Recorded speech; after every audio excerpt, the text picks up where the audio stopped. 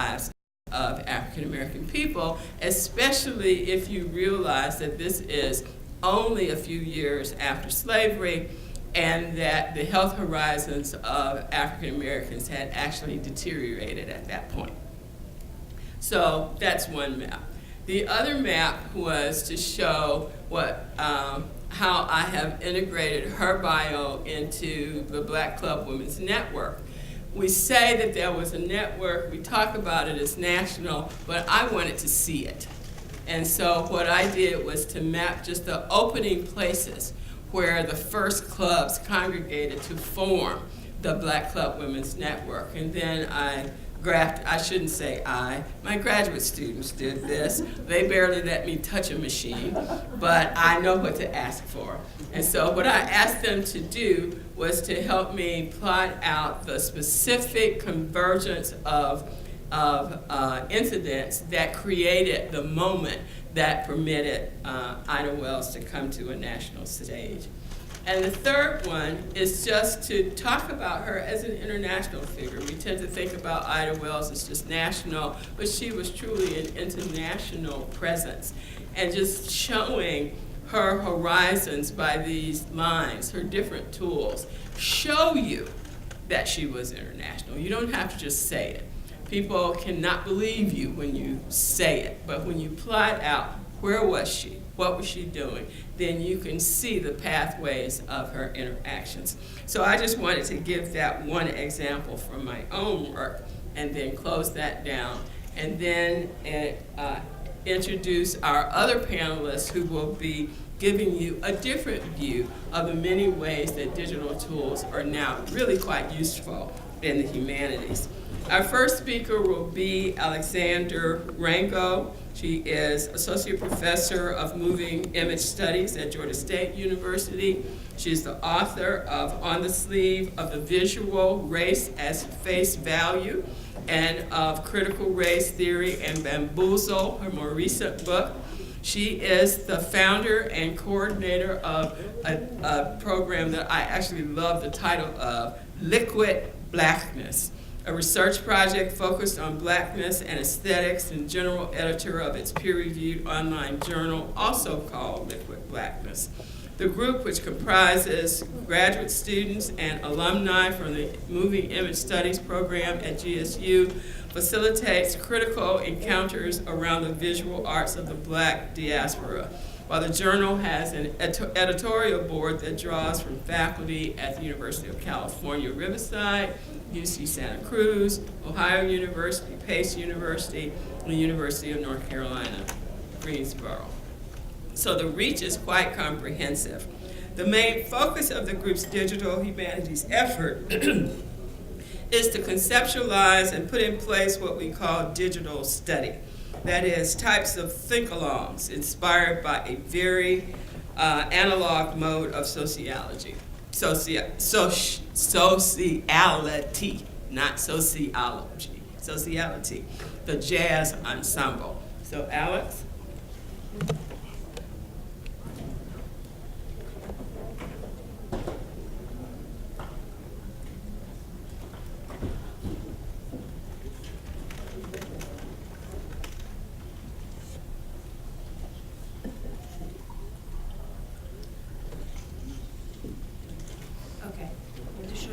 Website, and then here.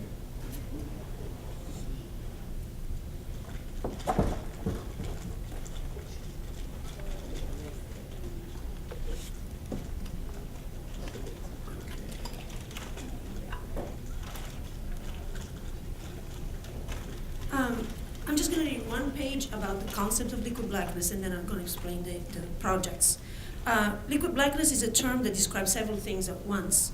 It is the name of a research group at Georgia State University comprising graduate students and alumni of the doctoral program in Moving Image Studies and the online publication. But it's also a theoretical concept that seeks to describe one of the primary ways in which blackness is encountered in our contemporary visual and sonic culture. And we deliberately employ the same term to describe all of these things to emphasize that liquidity is also descriptive of a way of doing things. for example, the extra-disciplinary character of the things that we do. So it's not just interdisciplinary, it's extra-disciplinary. Sometimes it's extra-institutional, so we improvise the way in which we conduct our research projects. And the fact that everything we do faces three ways. It faces the scholarly community, the curatorial community, the artistic community, and then, of course, it's always grounded into the student community, especially at Georgia State University, which is a very specific configuration, urban and predominantly African American, and it's now more than 50%, especially at the undergraduate level.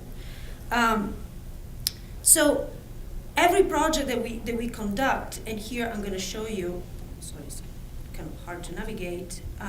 We call them now digital study. If it's very slow, I'm not going to do it. Okay. Every project that we is structured has three components. Has a research project, an event, and then it kind of produces a publication. So we decide to invite an artist. We do a research project around the artist, where we share resources about it, and then the result of this research project produces the online publication. Where did this start? It began here.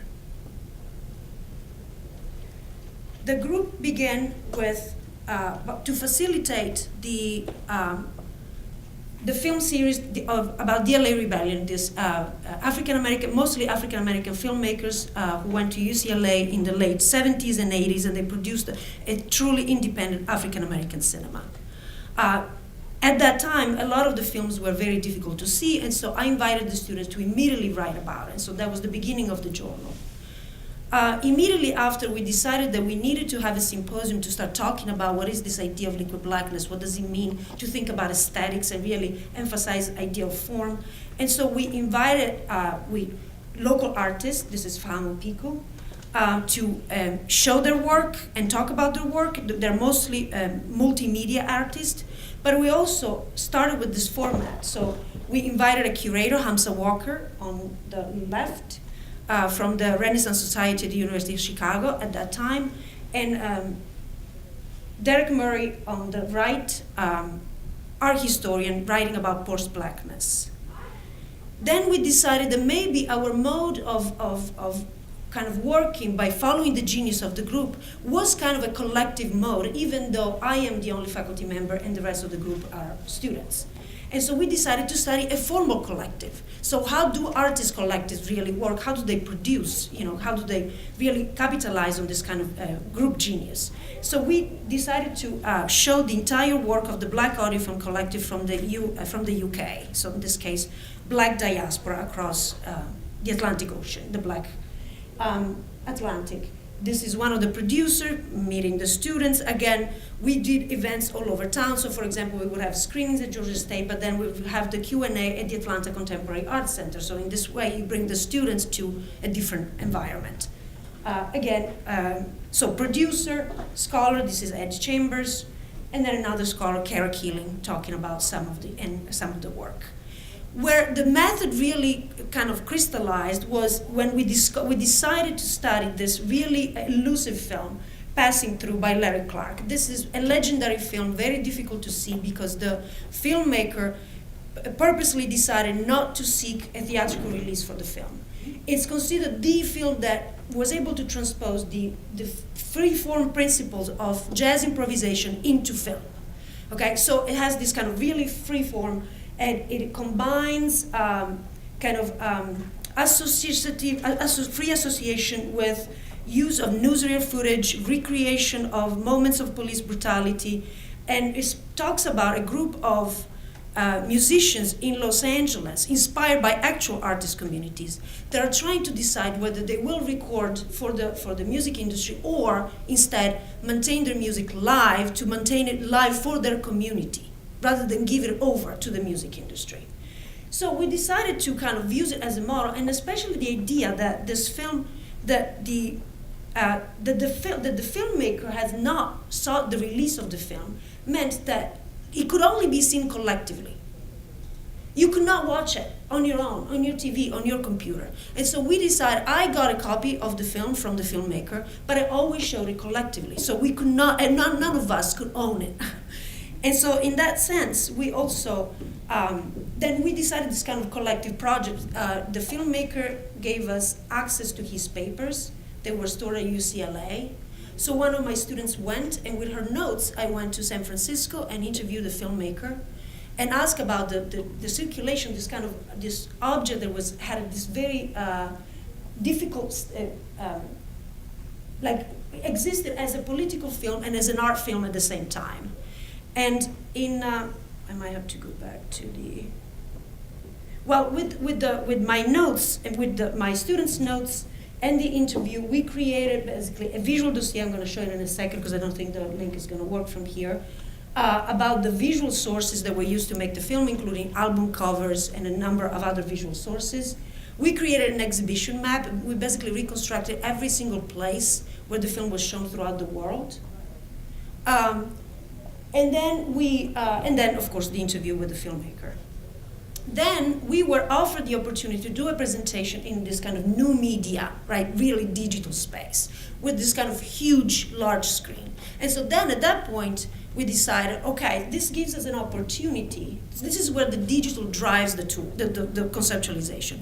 Gives us an opportunity to think about ways of analyzing lengthwise. This is a film that does not want to be stopped because the music keeps going, keeps moving. It's like this political imagination that never wants, that it's unbound. And so while we were using some of the material from the papers to create this kind of, show how, for example, the filmmaker was studying issues of contrast, visual contrast, to kind of produce a different visuality from the one that, Kodak, for example, was producing. We also, I'm missing one. Okay, here it is.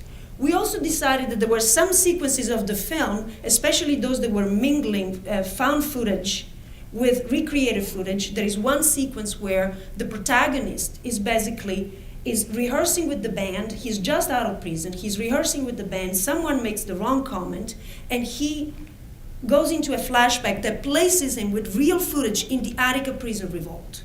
Okay. So this sequence does not want to be stopped, and we were able to stretch it into this. And so this is basically the new methodology that was developed.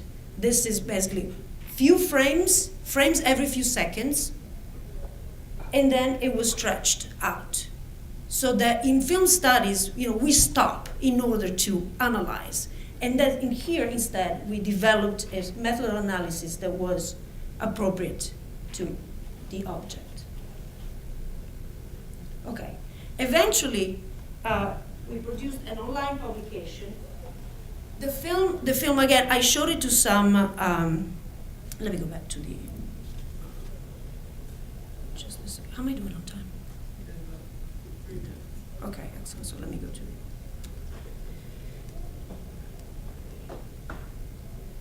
here we go. I showed the film to some painting students who were already had already a sensibility very much close to jazz, and they responded to the film, and then eventually, okay, this is the interview, this is the dossier, which collects basically the brochures of where the film was shown, because there is a visual culture even that has to do with the festivals where it was shown.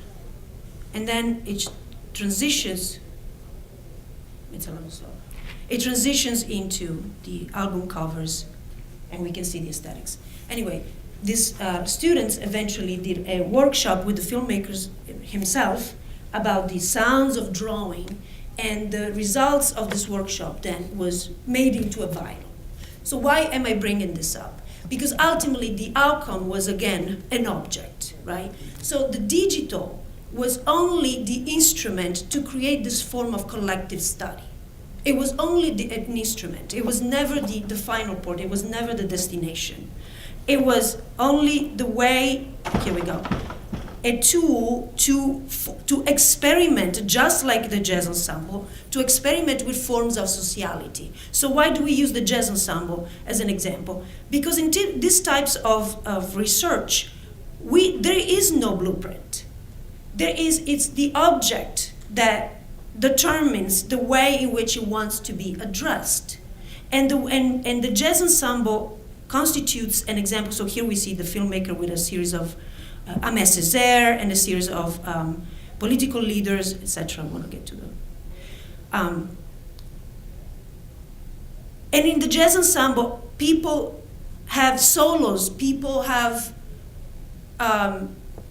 pick up an instrument, they come along for part of the way, and then they drop the instrument. And so there is this question of, it's a way of building community in and out of the university. And these are some of the paintings that the filmmaker is still making in trying to continue to produce this aesthetic of basically translating the jazz aesthetic into visual aesthetic. Okay, I could pass this along. So as you see, we're talking about gathering and documenting and curating and interpreting and using these tools to do all sorts of things. Our third panelist has joined us, but now I will introduce Susanna Morris, who is Associate Professor of Literature, Media, and Communication at the Georgia Institute of Technology. She is a scholar of Black feminism, Black digital media, and Afrofuturism. Morris is also co-founder of the popular feminist blog, the Crunk Feminist Collective. And if you don't know about that, you should. She is the author of Close Kin and Distant Relatives, The Paradox of Respectability in Black Women's Literature.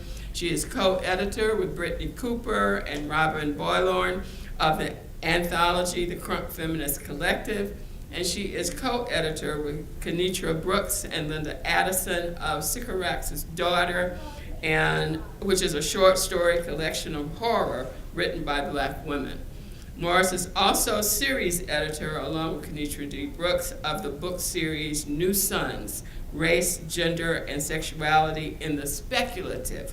She is currently at work on her latest book project, which explores depictions of Black women vampires, Afrofuturism, and feminism.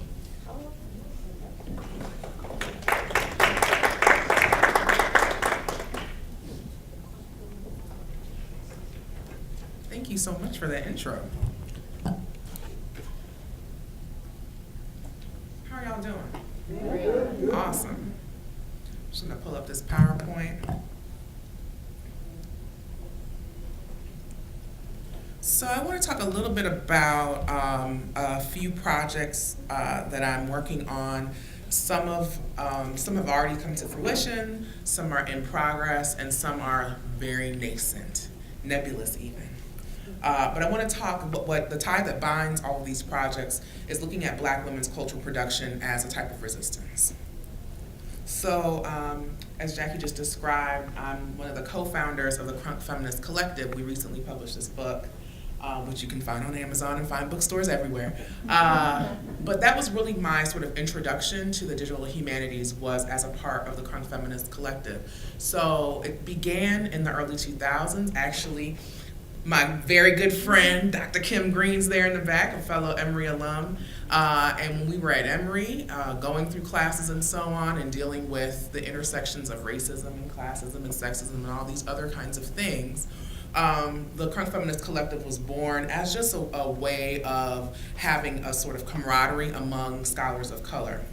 In 2010, Brittany Cooper and I reformed the collective as a digital enterprise. We were both living in Alabama as young assistant professors and wanted to have a way to talk about issues of pop culture, feminism, different books that we were reading, but approaching them in a scholarly but professional way. So sort of like the previous speaker was saying, in terms of bridging the gap between the academy and the community, that was sort of our initial thought. So we've been a blog for 7 years now, 7.5 years, and we have a pretty big digital footprint at this point. The blog has gone through lots of different iterations, and right now we're in an interesting place where we're figuring out what to do next. So when we began in 2010, it was the era of the think piece. Y'all are familiar with think pieces, right? So think piece, something like, say the president of the United States says something, maybe he throws, I don't know, paper towels in an audience of, people who are struggling with a recent natural disaster, and a think piece would immediately respond to that, and in short form, 600 to 1,000 words, perhaps castigate that world leader for his lack of decorum and good sense, right? And so those think pieces, the short articles, blog posts, and so on, have a purpose and a place, but we've been doing them for 7 years. And so we're thinking about what comes next. How can we sort of digitally engage our community, right? Which includes sort of feminists of all stripes, folks who are not of the academy, folks who are in the academy. Most of our members are either professional academics or professional activists. So how can we speak to our communities digitally, but also sort of maybe move beyond a form, a genre that has become increasingly restrictive, right? And is very time sensitive. So the story about the paper towels is old. I can't write a think piece about the paper towels because that happened, last week? And so every hour he does another thing, just to give him as an example. And so that would be a constant reacting. So we're thinking about how to engage really important stories as a collective, pushing the boundaries of genre. So an idea that we're working through is thinking about, and something that I think the Feminist Wire, which is another online feminist publication, co-founded by Hortense Spillers and Tamara Lomax, they've really done a great job in terms of looking at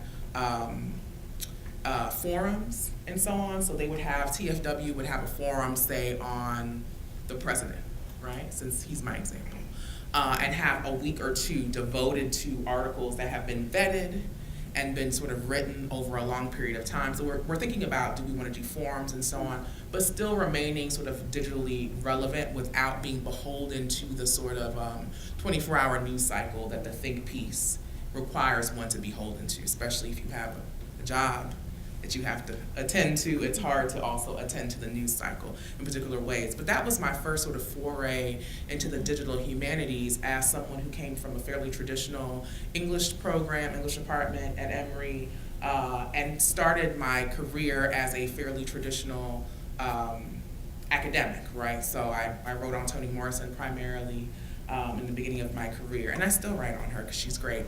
But I moved my work primarily to thinking about Afrofuturism. Are folks familiar with the concept of Afrofuturism? Have you heard about it? Great, that's awesome. So Afrofuturism is a term that was coined in the early 1990s by a cultural critic by the name of Mark Derry. And it's a sort of marriage of the term Afro and futurism, right? So it's Black folk looking at ourselves in the future, creating ourselves at the center of the future. So it's an artistic movement, it's an academic movement. If you go online, if you were to take your phone out right now and Google Afrofuturism, 1 million hits would show up, right? And you would see images from folks by the likes of Sun Ra and Basquiat and Janelle Monáe and Missy Elliott and Beyonce and Octavia Butler, right? So all those folks are sort of engaging in futurist discourse about what it means to be Black and create and survive into the future, right? One thing that drew me to Afrofuturism, besides just generally being a nerd and interested in sci-fi and fantasy, was as a young person, I remember wondering, where were the Black people in the future? Watching the Jetsons, Logan's Run, right? Great story. Where are the Black people? No Black people.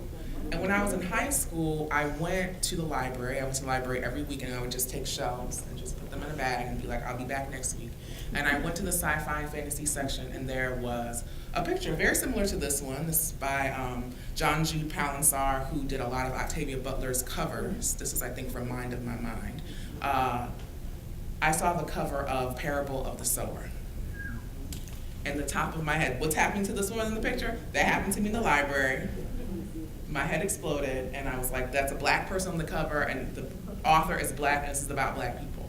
And to my ever-loving surprise, there were tons of things out about Black people thinking about ourselves as central to the future. So the projects that I'm working on, in addition to still doing work with the Crunk Feminist Collective, mostly revolve around Afrofuturism and this concept of Afrofuturist feminism. So I'm a Black feminist critic, theorist, and so my work always revolves around issues of how Black women perceive ourselves intersectionally, the kinds of world making that we can do, and all of those things. So I came up with this concept of Afrofuturist feminism to describe what I saw happening, what I see happening when Black women cultural producers, so artists, writers, singers, folks in fashion, what they produce. So I'll just really briefly talk about some of the tenets of what I see as Afrofuturist feminism.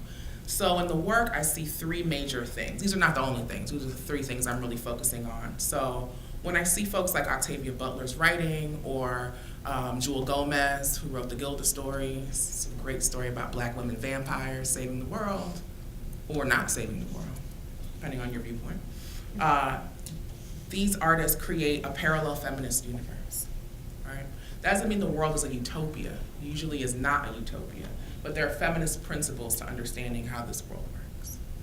They remix dominant futurist discourse, which is often white and masculinist and heterosexist, right? So they might take a piece of what we see as sort of, this is normal progress, and they crack it open and they reassemble the parts. They also create futurist scenarios where Black women are agents and not martyrs. So we're kicking butt, we're not mammies, we're at the center. So those are some of the things that I see happening.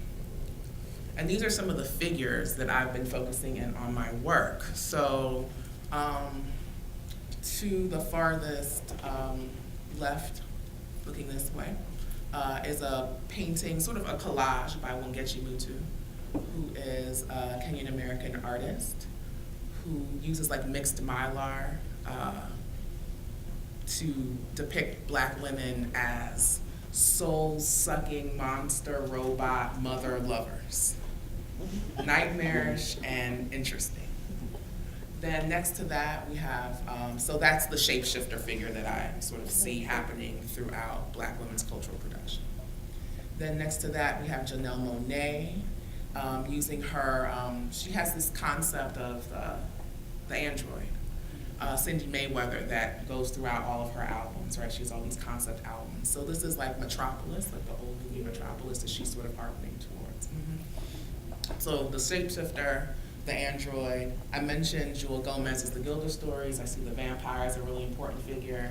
And actually my second monograph is focused almost exclusively on that figure, whereas some of my other writings are looking at these other figures.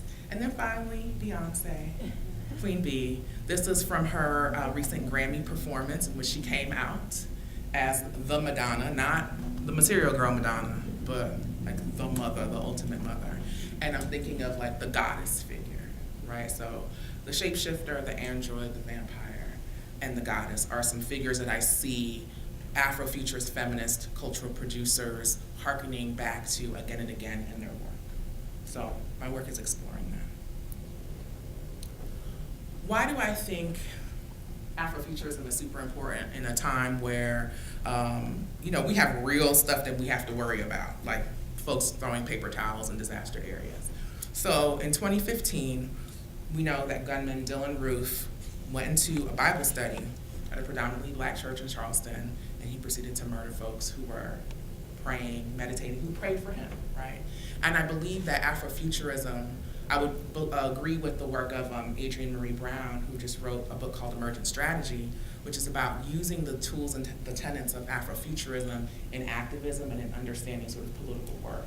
So I think it's a fundamentally radical thing to think about Black women creating art and understanding that we deserve to and will actually live in the future in a world where we have folks intending to start a race war, right? that was one of the things that he said, that he wanted to start a race war because blacks were taking over. And so he said that in prefacing his murder of Reverend Clementa Pinckney, Reverend DePayne Middleton Doctor, Daniel Simmons, Reverend Sharonda Coleman Singleton, Tawanda Sanders, Ethel Lance, Myris Thompson, Cynthia Hurt, and Susie Jackson. And so I say all of their names to make a connection between the sort of, this is not escapist fiction or escapist music or so on. Not that there's anything wrong with escaping sometimes, but it's actually grounded in a sort of positivist vision that that black folks can and should endure in the future. So that's one thing. I want to wrap up by talking about, I won't talk about World War Z and monstrous blackness, but we can talk about that maybe in the Q&A. The Sukiyant, anybody heard of that before? Caribbean folk in here? So this is a West Indian vampire figure that I study. That's a response to sort of the fantasies of vampirism that you see in things like Twilight or True Blood, which are oftentimes fantasies of whiteness, white maleness taking over.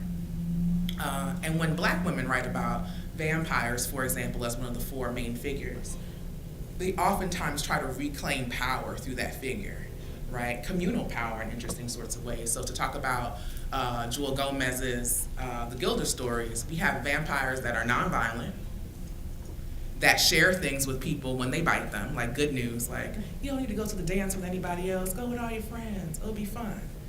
And they leave them with like a good message. They're the most painless vampires you could ever think of. And so it made me think of the power that's in black women's creation. So the Crunk Feminist Collective, this project about black vampirism, and the last thing that I want to just touch base on is a very nascent project, a digital humanity project that I'm thinking about, which is the Afrofuturist Archive, right? So I'm thinking of a digital space and also a physical space, right? So we have something in the Black speculative arts community called Planet Deep South that moves from place to place that I'm also thinking about engaging with. But having a wiki where we have a sort of community engendered black women's space where we can add to all the artists who are doing work. Because one of the things that's fun but also hard about Afrofuturism, it's a movement that's happening right now. And so I can literally text or call or email somebody who's an artist, maybe not Janelle Monáe or Beyonce, I'm not that fancy, but other folks and say, hey, what do you think about this, or can you join in? And so I want to make sure that I'm sort of including a lot of different folks whose work matter and whose work I want to big up. So those are some of the things I'm thinking about. So I'll end there. Thank you.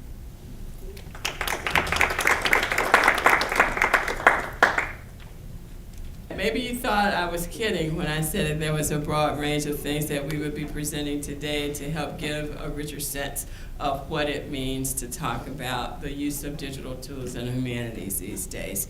So you get to see from everything from the historical project that I'm working on, where mapping and that kind of visualization is important to me, to what Alex is doing with the kind of integration of a JS concept into that world that she is creating quite differently methodologically to what you just heard about the ways in which the digital helps to create the community within which Susanna is working, and the kind of ideas that she is presenting forward, both conceptually as a theorist and operationally as a person who's trying to connect some things, and also, given what I do as an archival researcher, to document and interpret the way that those things are coming together.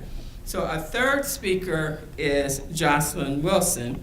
And she too is at Georgia Tech. She's assistant professor of Black cultural studies and digital media in the School of Literature, Media, and Communication. She's the founder of 44 Beat Labs, a digital pedagogics incubator of projects incorporating digital tools, models, and methods into research, teaching, and publishing. These projects are designed for public and academic use. Her areas of specialization include African American culture, music, and performance, 20th and 21st century African American schooling in the South, Southern hip hop studies, ethnography, digital media, and justice-oriented teaching and learning in humanities instruction.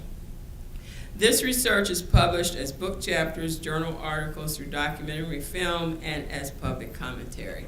So as you see, we are also choosing different kinds of vehicles for sharing the perspectives that we are creating through this kind of work. The ordinary just does not contain it, in other words. Her comments today focus on her current book project and the extensive research she has done on the pedagogical importance of the rap duo Outkast, specifically how their hidden activism advances the implementation of digital hip-hop pedagogies and hip-hop inspired digital scholarship. The talk that she's going to present today is entitled The Hip Hop Archive as Pedagogical Design Issue, Speculations from the Physical to the Digital. And are we ready?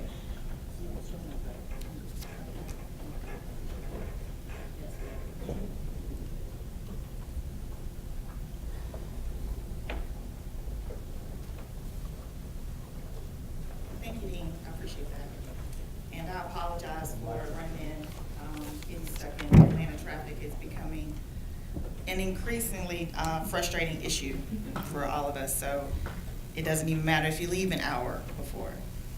So yeah, the title of my current project is The Hip Hop Archive as Pedagogical Design Issue, Speculating Across the Physical to the Digital. And what I want to do while I'm kind of getting set up is start this video, because this is going to be the bulk of what we're going to be talking about today. For the sake of time, there are two essential questions I'm going to focus on. And one is, what is the Hip Hop Archive, and how is it understood as a pedagogical design in the incubation of a project that I've been working on called the Hip Hop 2020 Curriculum Project. Hip Hop 2020 is a research, teaching, and outreach curriculum project that triangulates hip-hop inspired scholarship, popular media, and new technologies in order to develop the next generation of authentic leaders and scholars, particularly on the secondary 9 through 12 and post-secondary undergraduate level. So I'm going to focus on strategies of content production a little bit, archival curation, publishing, and just kind of talk to you guys about where this started and where it is now. The video that you're looking at is where it started. Is where it is now. But I want to take you through some of the digital decisions and some of the curation decisions that we made based on the mission of the project, but also based on some of the artifacts that we've been able to acquire. So I want to first begin with just giving some context for what hip-hop pedagogy is in order to understand what digital hip-hop pedagogy is. So if we place hip-hop pedagogy in a much larger area of study called hip-hop studies, then 1994 is when I start that marker as the field emerges with the publication of Trisha Rose's Black Noise, Rap Music, and Black Culture in Contemporary America. From there, we get the publication of Drop in Science, an edited volume of critical essays on the influence of hip-hop culture and rap music. That was edited by William Perkins. And then in 1996, we get Russell Potter's publication of Spectacular Vernaculars, Hip-Hop and Postmodern, and the Politics of Postmodernism. And so these three texts, of course there were publications in between them, but these three texts are pretty much the seminal texts that ushered in the field of hip-hop studies. And so that field is about 2 decades old now, a little bit over. And then when you look at hip-hop pedagogy, however, that is research that's focused on actually the use of hip-hop as an actual tool for teaching and learning. And so I like to start that with 2001 in the publication of Greg Demetriadis' Performing Identity, Performing Culture, Hip-Hop as Text, Pedagogy, and Lived Practice. And then that was substantiated in 2009 with Mark Lamont Hill's Beats, Rhymes, and Classroom Life. And so I want to talk about that middle part in 2007. The field is probably about 6 years old at the time. And that's going to give me, this was the reason why we established the Hip Hop 2020 Curriculum Project. So let me just go, I'm going to show some of the artifacts. So